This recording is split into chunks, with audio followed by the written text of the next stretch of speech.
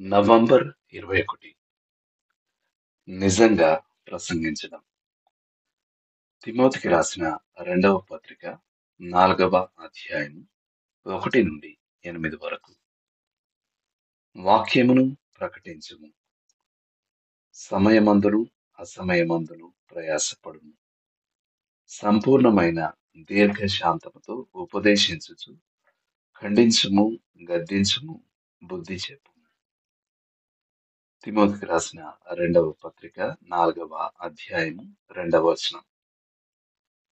మనం అవకాశాలను కల్పించుకోవాల్సి ఉన్న తరుణంలో సాకులు చెప్పడం సులువు.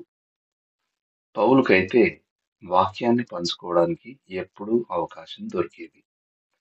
అది మందిరావరణమైన, తుఫాను రేగుతున్న సముద్రమైన, చివరకు చెరసాలైన. గాలిని గుర్తుపట్టువాడు విత్తడు, మేఘములను కనిపెట్టువాడు కోయడు. ప్రసంగి 11:4. సాకులు చెప్పడం మాని పని మొదలు పెట్టండి. ప్రసంగానికి 3 లక్షణాలు ఉండాలి: ఒప్పింపు, హెచ్చరిక, వేడుకోలు.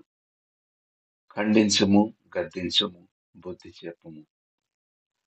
ప్రసంగికుల యొక్క ఓ పాత నియమం చెప్పాలంటే, అతడు శ్రమలో ఉన్న వారిని ఓదార్చాలి, సౌఖ్యంగా ఉన్నవారిని శ్రమ పెట్టాలి.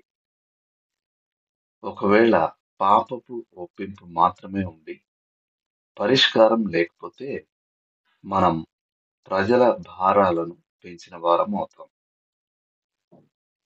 మనం గద్దించాల్సిన వారిని ప్రోత్సాహపరిస్తే పాపం చేయడానికి వారికి సహాయం చేసిన వారం అవుతాం.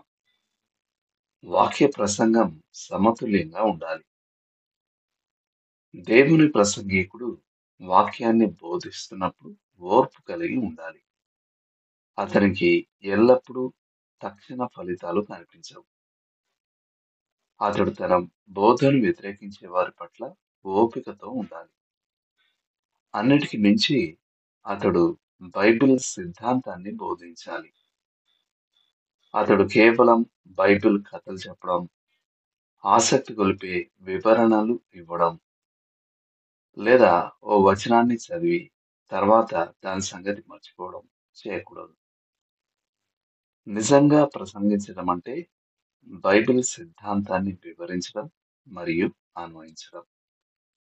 అదిగాక ఇంకేం చేసినా మత సంబంధ ఉపన్యాసం చేయడమే అవుతుంది. లోతుగా ఆలోచించాల్సిన విషయం.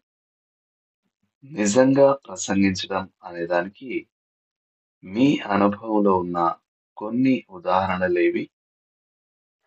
ఆ ప్రసంగాన్ని మంచిగా మార్చిందేమిటి? దేవుడు మిమ్మల్ని దీవించును గాక. ఆమేన్.